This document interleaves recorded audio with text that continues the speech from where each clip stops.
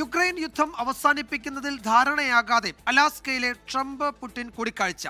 ചർച്ചയിൽ പുരോഗതിയെന്നും തുടർ നീക്കം നാറ്റോ രാജ്യങ്ങളുമായി സംസാരിച്ച ശേഷമെന്നും അമേരിക്കൻ പ്രസിഡന്റ് ഡൊണാൾഡ് ട്രംപ് പറഞ്ഞു.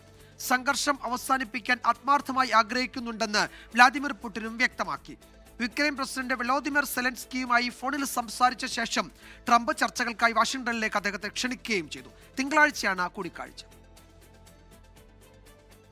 യുക്രൈൻ റഷ്യ വെടിനിർത്തലിൽ അന്തിമ ധാരണയാകാതെയാണ് അലാസ്കയിലെ ആങ്കറേജിൽ ചർച്ച അവസാനിച്ചത്. പല കാര്യങ്ങളിലും ധാരണയായി. സെലൻസ്കിയുമായി ഉടൻ സംസാരിക്കുമെന്നും Trump. There's no deal until there's a deal.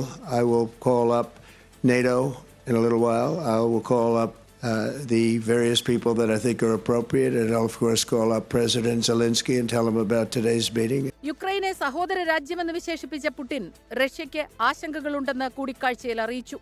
രാജ്യസുരക്ഷയും Zelensky സർക്കാരിനോടുള്ള എതിർപ്പും പ്രവിശ്യ കൈമാറ്റവും ഇതിൽപ്പെടും. സമാധാന ചർച്ചകളിൽ പുരോഗതിയുണ്ട്. അടുത്ത ചർച്ച മോസ്കോയിലെന്നും Putin. The situation in Ukraine has to do with fundamental threats to our security. Moreover, we've always considered the Ukrainian nation, and I've said it multiple times, a brotherly nation, however strange it may sound in these conditions.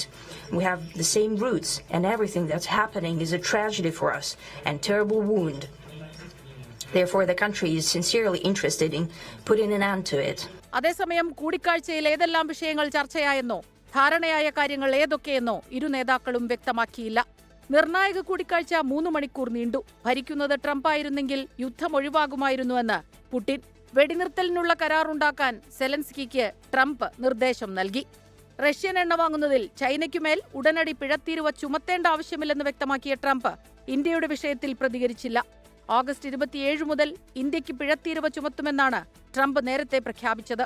ഉച്ചകോടിക്ക് ശേഷം Fox ന്യൂസിന് അനുവദിച്ച അഭിമുഖത്തിലായിരുന്നു ട്രംപിന്റെ പ്രതികരണം. International desk 24.